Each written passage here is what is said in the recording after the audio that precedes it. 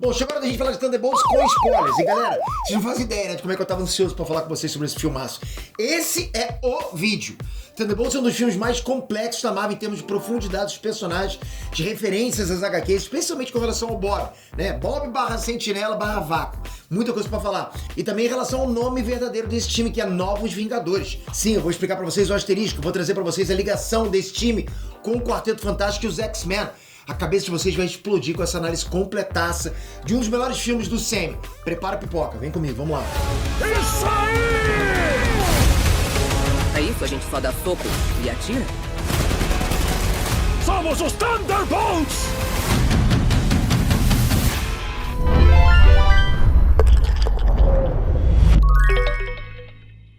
Hey, astronautas, Peter aqui! Depois desse Thunderbolts, eu tive certeza, a Marvel voltou ao auge. Eu posso falar isso, posso começar esse vídeo assim. Desde a abertura do filme, com a logo da Marvel mostrando os quadrinhos Sentinela, finalmente, né, o Sam tá entendendo da onde que os fãs querem que eles peguem a base pros personagens. Fora que nesse filme, a história do universo cinematográfico Marvel voltou a andar pra frente. Vocês vão entender o que eu tô falando durante os tópicos dessa análise. Então vamos começar falando dela.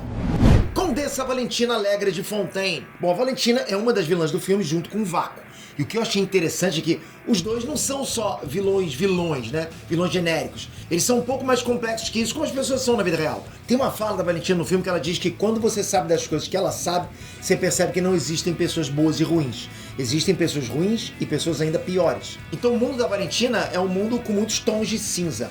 Ela faz a atrocidade dela e pra ela todos são justificáveis por algum tipo de bem maior, coisa de vilão, né? E a ideia dela é que o mundo não pode depender dos Vingadores, que vão combinar também a forma dela de acumular mais poder e controlar mais seres com superpoderes, assassinos, super soldados. Ela gosta de puxar as cordinhas dela, né? E ainda assim ela não estava satisfeita. Ela queria a salvaguarda suprema. Ela queria criar um herói que fosse facilmente manipulável, que fosse mais forte que todos os outros. O Projeto Sentinela. Então, se ela tiver na mão dela o herói mais poderoso de todos, ela nunca poderia ser presa, nunca poderia sofrer impeachment do cargo político dela, como ela estava sendo caçada politicamente durante o filme. Isso é basicamente o que Norman Osborn fez na fase do Reinado Sombrio. Ele mandava no centro, então, pô, todo mundo tinha que abaixar a cabeça pra ele. Até o Dr. Destino, olha isso. O Dr. Destino levantava a voz pro Norman, eu prefiro morrer do que fazer o que você manda, pô. Daí o Norman respondia, beleza, Vácuo, mata ele. Aí, galera, na boa, o Doom cagava na carça, né? Não tinha o que fazer. Tem uma HQ do Justiceiro nessa fase também, que ele tenta assassinar o Norman Osborn de sniper, do outro lado da cidade. E o Sentry aparece do nada e pega a bala quando tava prestes a acertar o Osborn. Então, esse era o sonho da Valentina, ter um cão de guarda onipotente defendendo ela de tudo e de todos. E falando de quadrinhos, essa Valentina é um pouco diferente da dos quadrinhos. Ela é mais política, sabe? Mais figura pública. Enquanto a Valentina dos quadrinhos é uma personagem das HQs do Nick Fury original. Então, da mesma forma que o Nick Fury, ela é uma super espiã secreta que rivaliza com o próprio Nick Fury. É uma personagem misteriosa. As aparições dela sempre, sabe, tinha aquele clima de James Bond, sabe, aquela coisa de espionagem, aquela vibe, estilo história de espionagem, sexy no ar, enquanto no filme é mais política. Ela tá mais preocupada em apagar os rastros das sujeiras que ela deixou pra trás com a OXE, que era a empresa que ela usava, né, pra fazer testes em cobaias humanas e desenvolveu o Projeto Sentinela. E olha que curioso, galera, nos quadrinhos a Condessa que criou a OXE não era a Condessa de verdade. Era uma modelo de vida artificial dela, entende? Era uma clone robótica dela. O Nick Fury inventou essa tecnologia com a SHIELD, então é um clássico dos HQs dele. Pode ser uma pista aí pro motivo dessa Condessa se sentir tão segura durante esse filme. A Valentina sempre tem uma carta na manga, galera. Nos quadrinhos ela tinha roubado a Infinity Fórmula também, né? Que é a fórmula que faz o Nick Fury e o Buck nunca envelhecerem. Ela também tinha isso. Nos quadrinhos o Buck não tem soro do super soldado.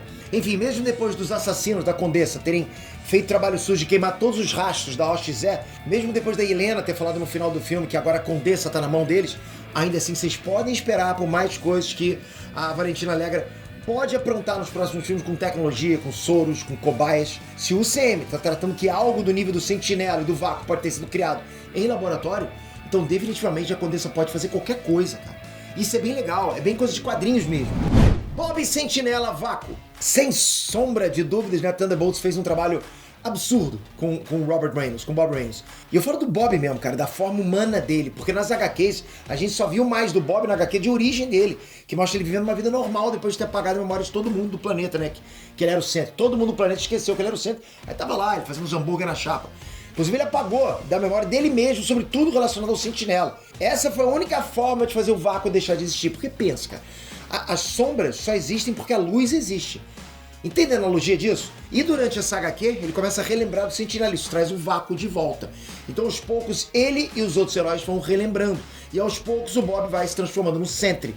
Uma toalha do varal presa nas costas dele com o pregador vai virando uma capa, até o ponto em que ele se torna o Sentry de fato, com o uniforme completo e tudo. E isso é uma coisa que muita gente me perguntou, né, sobre quantas personalidades ele tem. E assim, um pouco confuso de se entender, porque ao mesmo tempo, galera, que o Sentry vem do Bob, ainda assim, ele é uma personalidade diferente, que se porta diferente, tem um corpo completamente diferente. O Bob é um cara normal do dia a dia, barrigudinho, né? Tem um trabalho normal, uma vida normal, mas tipo bem normal. Average, talvez até abaixo. E o Sentry, porra, o Sentry é o Sentry, né, meu irmão? Na boa, cara, olha a presença dele. Mas tanto o Bob como o Sentry acabam tendo alguns problemas psicológicos, porque tem muita coisa internalizada ali. Então ele tem essas personalidades dissociativas com poderes onipotentes que estão o tempo todo em conflito dentro dele e fora dele. É confuso, mas quando você acompanha, faz sentido. Eu acho que o filme apresentou essa confusão do Bob de forma orgânica, sabe? De uma forma que você assiste o filme, sabe que tem um mistério ali, tem um pouquinho de imprevisibilidade, porque pode vir qualquer coisa do Bob, mas você consegue entender o princípio da coisa. Você consegue entender o que está acontecendo no meio da confusão. E foi da hora que deram carisma pro Bob, que ele não tem nos quadrinhos. Porque ele costuma ser apresentado como um cara comum, isolado, né?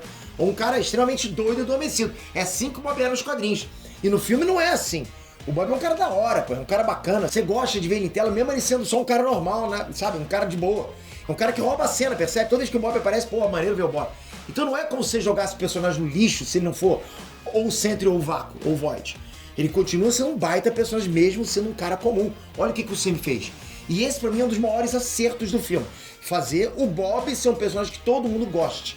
Todo mundo ama, independente dele ser o Sentinela o tempo todo. Eu diria que essa é até uma das boas soluções pro Sentinela atrapalhar outras histórias futuras, né? Porque, pô, o Bob não pode ver o Sentinela sem libertar o Vácuo. E ainda assim é legal acompanhar a história do Bob. Né? Esse cara normal, no meio dos super-heróis, porra, sabe, normal bem entre aspas mesmo, a gente sabe disso. Nesse filme, eles construíram um passado pro Bob bem interessante com diversos elementos dos quadrinhos que não costumam ser tão explorados, como o lance do pai dele. O fato dele ter sido um drogado quando era mais novo, né? Ele era viciado, até por isso que ele toma o soro do nada, entende? E tava querendo se drogar. O filme aborda um pouco disso. O próprio nome da organização da Valentina, Oxy, faz uma referência a drogas, então tá falando ali de um tópico importante, sensível, que eles souberam mostrar que é uma forma de escape do Bob para os problemas sociais, problemas familiares, psicológicos também, que ele teve durante a vida. E como o Vácuo surgiu desse monte de traumas que ele foi internalizando e rejeitando, até o ponto que surgiu esse rombo dentro dele, esse vazio, né, esse vácuo. E o filme usa esse lado maligno do Bob como uma metáfora para depressão, para sentimentos negativos, para problemas psicológicos mal cuidados. Galera, são elementos que existem nos quadrinhos, mas não com essa abordagem de destaque que o filme deu. E cara, de verdade, isso sim é uma adaptação, percebe? É quando você pega um elemento core do personagem, sabe? O elemento principal do personagem, elementos que estão na lore dele, na essência dele, você adapta esses elementos para contar e encaixar numa boa história. Isso é adaptação. Pronto. Eu tô falando isso porque tem gente que chega e fala, não pode reclamar de nada, é adaptação, é pra ser diferente mesmo. Vocês sabem, né? Tem uma galera que passa pano pra tudo com essa desculpa de adaptação. Aí o Sam vai lá, distorce o personagem todinho, inventa um monte de coisa nada a ver, destrói tudo de interessante que o personagem tem. Ainda vem gente defender como adaptação. E pior que tem gente que fala que às vezes tem que ser igual o que tá nos quadrinhos, tem gente que fala que quadrinhos é uma coisa que não tem nada a ver. Irmão, é surreal esse universo, mas enfim. Adaptação não é pegar o nome do personagem e fazer o que você quiser com ele. Adaptação é o que o Thunderbolts fez com o Sentinela. Isso sim é adaptação, porra. Isso sim é adaptação. Ele virou o coração do time, o coração do filme. É um personagem muito bom, muito complexo, cheio de camadas. E esse filme soube demonstrar essa complexidade que o Sentinela tem nas HQs. Pete, você tá falando isso, sabe o quê? Você é fã do personagem. Eu acho justamente o contrário, entende? Eu sou fã, né? Tudo bem. Eu acho que o fato de eu ser fã do personagem me faz ser uma pessoa muito mais exigente sobre como vão retratar ele, percebe? E retratar ele muito bem. Cara, eu sou fã, eu não vou aceitar qualquer coisa justamente por ser fã. Então esse argumento seu não vale. Até o nível de poder do Sentry foi bem retratado. Respeitaram como ele é apresentado nos quadrinhos. Literalmente, na primeira HQ do Sentinela, é explicado que o poder dele é ilimitado. Não existe nada que ele não possa fazer. Ele conquistou o próprio espaço e o tempo. Ele é onipotente, imortal. Porra, essa é a descrição base dos poderes dele. O corpo dele virou só uma casca. A carne não significa nada para os poderes dele. Nada. No filme mesmo, o Bob ressuscita 2 vezes. Uma quando ele é fuzilado pelo pelotão da Condessa, lá no começo do filme, né? Quando o Bob se sacrifica pro resto do time poder fugir. Dá pra ver as manchas de sangue na roupa. Ele ainda não tinha despertado os poderes. E a outra vez foi quando a assistente da Condessa tinha uma bomba interna dentro da cabeça do Sentinela. E ele volta como vácuo. O corpo não é nada pra ele. Nos quadrinhos ele já voltou até de ser apagado da existência. Cara, voltou do literal nada. Ele voltou do nada, literalmente. Isso rolou várias vezes. A imortalidade é um dos poderes mais importantes dele. Não dá pra matar o maluco. Joga no sol, ele vai voltar. Fizeram isso com ele, né? E a Condessa também explica a mesma coisa que eu trouxe pra vocês no primeiro quadrinho do Sentry. Ela fala que os poderes dele são ilimitados. E que ele pode fazer literalmente qualquer coisa. Essa fala tá no filme. Nas HQs, o poder do Sentry é manipular a realidade. Ele tem todos os poderes de todos os heróis. Todos. E essa manipulação de realidade é uma forma de justificar a existência desses poderes absurdos. O lance de 1 milhão de sóis explodindo é marketing, né? É slogan. Até o Thunderbolts retratou isso com a marca Sentinela sendo, né, uma jogada de marketing da Condessa. Na prática, o poder do Sentry vai muito além de 1 milhão de sóis. Ele é um compilado do mito dos super-heróis. Ele faz referência à origem de vários deles, vários super-heróis. Por isso tem a questão do soro, do Capitão América, o lance do Sol como Superman. São vários elementos, percebe? Nenhum deles explica o fato do que ele realmente é. Tem HQs, inclusive, que justificam os poderes do Sentry como um mal bíblico, algo ligado a Deus em si. O Deus da Bíblia mesmo, ok?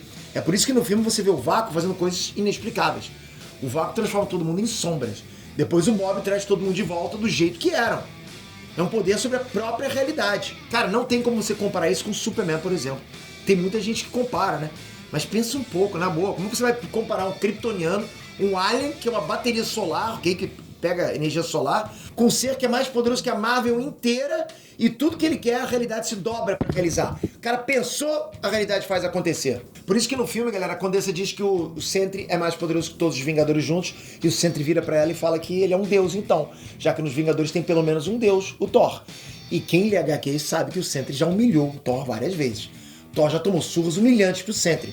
Cara, o Sentry tipo, tá muito acima, não dá pra comparar. Diversas vezes, o Sentinela ou o Vácuo enfrentaram todos os Vingadores juntos e deram uma surra neles, como se eles não fossem nada. O Vácuo é inimigo para todos os heróis da Terra juntos e ele ainda vence. Com Thor no meio, Hulk no meio, cara, os heróis mais poderosos são só mais um pro Vácuo. Pega mais um, junta tudo, bota um na frente dele, vira um cara normal pra ele. Entende? Aliás, a única coisa que o Hulk tem medo, tipo pavor real, a única, na Marvel, é o Vácuo. O Vácuo quebrou ele todinho. Então quem acompanha os vídeos do canal sabe que eu já expliquei várias vezes que só tem um cara que pode derrotar o Vácuo, o próprio Bob. Os heróis só conseguem parar o Vácuo ou o Sentinela fora de controle se o Bob estiver dentro deles tentando, né, conter essas outras personalidades. Se o Bob estiver ali, né, se o Bob estiver lutando internamente para diminuir o poder delas, aí tudo bem, aí eles conseguem. Pode ter essa chance. Isso acontece no final de O Cerco, da saga O Cerco, que o Bob consegue assumir o controle do corpo do Vácuo, enfraquecer o Vácuo e pedir para matarem ele. Acontece no final de World War Hulk. O Bob tava lá tentando internamente conter o Sentinela porque ele tava fora de controle. Ele até agradece ao Banner, ao Hulk, por ter ajudado ele a conter o Sentinela. Então sempre tem esse papel importante do Bob em derrotar ele mesmo. Aliás, esse choque dos dois, né, do Sentinela com o Hulk, muita gente fala, o Hulk derrotou o Sentinela. Muita gente não sabe o contexto, né? O Sentinela queria ser derrotado, né? Na verdade, o Bob queria ser derrotado porque ele tava louco pra se livrar do Vácuo. Então sempre vai ter esse lance do Bob sempre tá lutando internamente pra derrotar ele mesmo. Que é basicamente o que acontece no filme. A luta final é o Bob contra o Vácuo. E o Bob aparentemente tá ganhando, enchendo o Vácuo de porrada. Só que Bob versus Vácuo não é uma luta física, é uma luta emocional, né? Mental. Então o que tá rolando ali é que o Bob tá se rendendo à ira, sendo carregado pelos sentimentos negativos que o Vácuo representa. Ou seja, ele tava fazendo o Vácuo crescer. Ele tava fazendo o Vácuo tomar ele. Olha que bacana essa sacada. Então a mensagem final é que você não precisa lutar contra os seus demônios sozinho. O Bob é abraçado pela Helena e pelo resto dos Thunderbolts. E no fim das contas o filme é sobre isso. Sobre, tipo, um preenchendo o vazio dos outros, sabe? Isso foi muito maneiro. Essa cena foi incrível. É sobre como muitas vezes a gente fica sozinho, a gente se afunda nos nossos próprios problemas, né?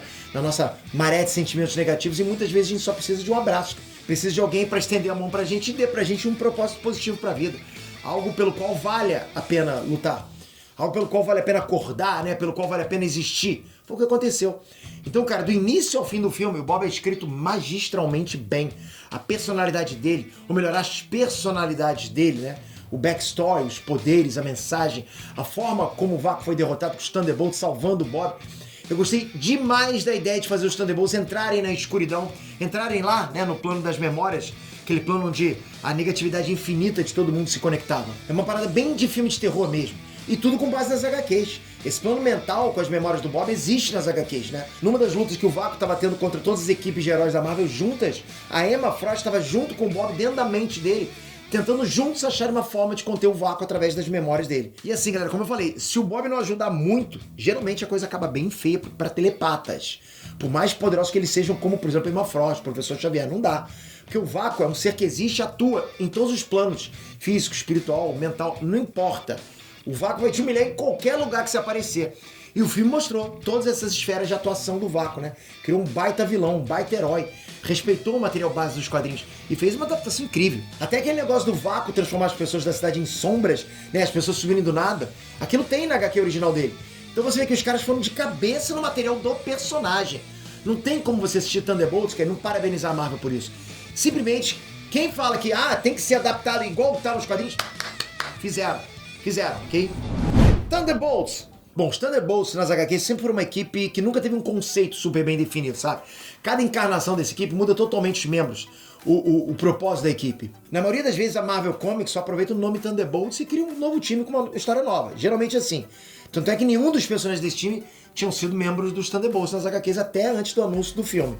Então acho, né, que a própria marca Thunderbolts já é um título que dá espaço pra Marvel criar uma coisa diferente com esse time. Eles optaram por uma abordagem diferente, mas que tem sim a ver com os Thunderbolts das HQs, porque é um título que costuma ser protagonizado por vilões ou anti-heróis ou algum tipo de redenção. E esse filme é sobre isso. É sobre assassinos militares operativos, né? Pessoas que cometeram atrocidades, mas são assombrados por esses atos. Pessoas que querem ser melhores, mas são falhas. Tem esse vácuo crescente dentro deles, né? É trocadilho, mas foi sem querer. Então, tipo, você tem a Helena, que tá com depressão, ela perdeu a irmã, ela cresceu como uma assassina mirim na Sala Vermelha. É uma realidade triste, uma vida triste. O Alexei tem problemas sérios com rejeição. Ele não entrou em contato com a Helena porque achava que ela rejeitava ele como pai. Então ele ficava todo sujo em casa, vendo na TV os dias de glória dele na União Soviética. Ele queria trabalhar pra Condessa como os outros. Ele queria ser útil, ter algum valor. Então ele tá naquela coisa de crise da meia-idade, sabe? Ele quer ser relevante, mas sente que ninguém quer ele. Mesmo que ele esconda tudo isso com carisma, com empolgação, com piadas, todo esse drama do personagem tá lá no filme, implícito. A Eva, que é a fantasma, tá numa situação bem parecida com a situação da Helena. É um filme que te faz se importar até com a fantasma. O John Walker, desde Falcão e Soldado Invernal, é um personagem que é casca grossa na ação, sabe o que fazer na hora do vamos ver, né? Mas ele tem sérios problemas sociais. Ele precisa se autoafirmar o tempo todo, dizer que é o Capitão América, dizer que ganhou medalha, que tem família, que é herói, percebe isso? Ele tem sérios problemas de autoimagem. Ele mente, né? Diversas vezes, porra, pra preservar a imagem dele, pra vender uma narrativa, não importa. A gente via ele fazendo isso desde a série. Então você realmente vê que a personalidade dele, porra, é a personalidade oposta à personalidade do Steve Rogers. Ele é o counter do Steve Rogers em personalidade. E o Soro fez ele se tornar ainda mais ele. Então ele ficou um pouco mais babaca. Ele já era, agora ficou mais. Porque o Soro amplifica o que a pessoa é. Seja boa, seja ruim. Por mais que ele não chegue a ser aquele babaca que é uma pessoa ruim, sabe? São coisas pequenas, tipo não dar atenção pro filho porque fica olhando as notícias sobre ele próprio no celular. Responder mal à esposa porque fica irritado. São babaquices reais que qualquer pessoa pode cometer no dia a dia. E que no caso dele minaram a família dele. A mulher se separou dele. Então é um drama que não é exagerado, cara. É um drama real, um personagem real. E eu acho tão bacana ver isso, porque fica mais próximo da realidade. Como aproxima, né, a gente do personagem. Já o Bucky, galera, eu gostei demais como nesse filme ele já é um personagem evoluído. Ele é o único personagem dentre esses dos Thunderbolts que participou de Guerra Infinita, que era um herói na antiga Marvel. Então ele já chega nesse filme com uma certa bagagem de heroísmo, percebe? Ele já teve a jornada de transição dele. Os outros estão tendo, ele já teve a dele. E diferente do que o Multiverso da Loucura fez com a WandaVision, né, repetindo o arco da luta da Wanda, Thunderbolts não repete o arco de redenção do Bucky. Então é um filme que respeita o arco anterior do Bucky. Ponto positivo pro filme. Tudo que os membros do Thunderbolts estão lidando agora foi o arco do Bucky em Falcão e Soldado Invernal. Essa história do filme já foi contada pro Bucky. Ou seja, é o tipo de filme que você sente que existe de fato uma continuidade. Sabe, um filme que tá levando a sério a lore do universo cinematográfico. Bem diferente dos outros filmes da fase 4 e 5, né? Que simplesmente ignoravam a evolução e os acontecimentos das séries. A Marvel só tava pensando em quantidade naquela época, né? Época péssima, inclusive. Com os Thunderbolts, não. Você vê que existe uma preocupação com a continuidade, né? Uma intenção em contar um capítulo da história do Sam. Uma intenção em evoluir, de fato, a história desses personagens. E tudo é feito de uma forma muito bonita e divertida. O Guardião Vermelho, pô, é engraçado pra caramba. A Ghost tem visual e poderes irados. John Walker prende a tua atenção na tela toda vez que ele aparece. Não rouba a cena. Soldado Invernal, além de ser casca grossa na ação, é um personagem que conduz a história com mais responsabilidade. É um cara que agora tem contatos políticos, tem mais poder hierárquico. pô, cara, pra ele foi um verdadeiro amadurecimento, né, do personagem. E já a Helena, pô, a história do filme é basicamente sobre ela e o Bob, né? Além das outras questões psicológicas, o principal que eles têm lá em comum é a depressão. Os dois não dão mais valor às próprias vidas. Eles pensam em morrer. E eles acabam encontrando um no outro um porto seguro, por se ajudarem, por se cuidarem. Porra, isso não é maneiro, cara? A Helena é a protagonista da história, mas não é de graça. É realmente um storytelling sobre a condição psicológica e emocional dela e como que isso casa com a temática do vácuo. Eu acho, galera, que muita gente tá passando por esse momento difícil na vida, vai ver algumas cenas do filme no cinema e não vai aguentar. Vai entrar sem querer aquele cisco no olho, não sei. Me diz você se passa por algum problema desse tipo, né? Eu dou méritos também pra todo o cast desse filme, porque é um filme muito bem atuado. Os atores fizeram um trabalho fantástico. É uma carga dramática que não é muito comum em filmes do Sam. Aliás, falando em coisas que não são comuns em filmes do Sam, é um filme bem pesado no quesito morte. Tem mortes bem gratuitas, pessoas são mortas mesmo, né? Tiro na cabeça. A própria treinadora foi morta pela fantasma. Caiu no chão igual um saco de batata. Tem uma certa casualidade em como esses personagens assassinos estão acostumados a lidar com a morte, mas ao mesmo tempo são mortes bem cruas, cara, frias, pesadas, tipo gore um pouquinho. Isso ajuda a passar o sentimento de frieza, de indiferença, né? O sentimento de vazio que esses personagens têm dentro deles. Cara, acho que tudo foi bem pensado. E vamos combinar aqui, né? Essa morte da treinadora, porra, na boa, é motivo pra festa. É motivo pra comemorar, porque ela foi uma completa desvirtuação do que o treinador das HQs é. Então, além do filme ser top, ele ainda serve pra matar uma das piores adaptações, um dos piores personagens do Sam que tava ocupando o lugar de um dos melhores vilões da Marvel nas HQs. Então é mais um ponto positivo e, né, acende a chama da esperança pro Sam finalmente trazer o treinador de verdade algum dia. Eu quero isso. Novos Vingadores. Bom, o filme termina com a Condessa montando uma coletiva de imprensa como uma armadilha. E quando os Thunderbolts chegam para ir atrás dela, ela anuncia eles como os Novos Vingadores. Ou seja, o asterisco estava ali porque eles não seriam os Thunderbolts do Sam.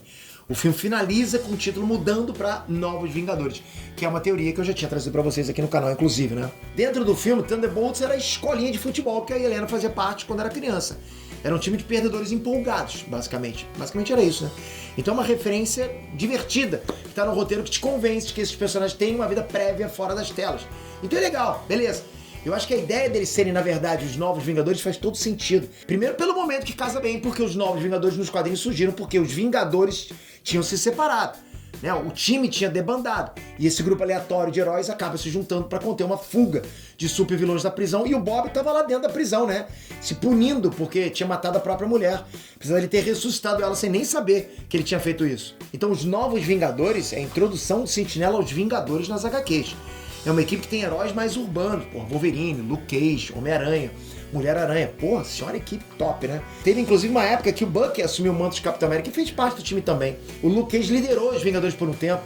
Então acho que essa seleção de membros mais urbanos chegando para formar os Novos Vingadores em um período onde os Vingadores debandaram e o Sentinela tá sendo introduzido, pô, faz todo sentido, todo sentido. Eu acho que casa com o período do CM e com a referência que eles estão trazendo das HQs. Casa. Fora, quem assistiu a cena pós-crédito sabe que o Quarteto Fantástico tá vindo aí. Inclusive, eu vou deixar pra falar melhor sobre isso em outro vídeo. Mas tô citando agora porque o Coisa é um dos membros dos Novos Vingadores nas HQs. Tem o Wolverine também, que deve estar em Vingadores Doomsday. Então pode ser que tenha um espaço aí pra mais membros, apesar de eu achar que essa equipe tá bem redondinha, sabe? Virou uma família.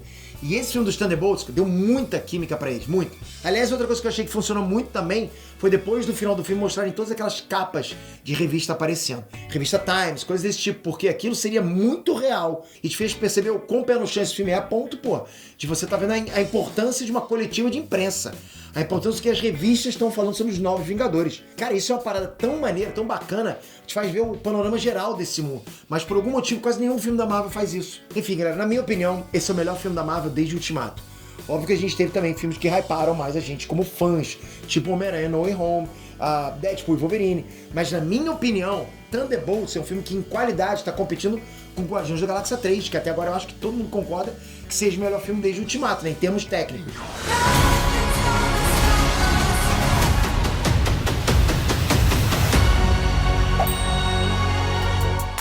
Enfim, eu achei um filmaço, eu curti demais. Eu espero que boa parte das dúvidas e curiosidades que vocês tinham, né, em relação a Thunderbolts tenham sido respondidas nessa super análise aqui. Uma análise longa, bem nerdística, então vou aproveitar para pedir para vocês darem uma força para essa equipe que trabalha para deixar vocês bem informados, para entreter vocês com conteúdo nerd. Então não esquece de deixar o like, se inscrever no canal, né? Toca aqui, se inscreve no canal pra gente sempre poder estar trazendo para vocês o creme de la creme dos quadrinhos do Sam e dos super-heróis.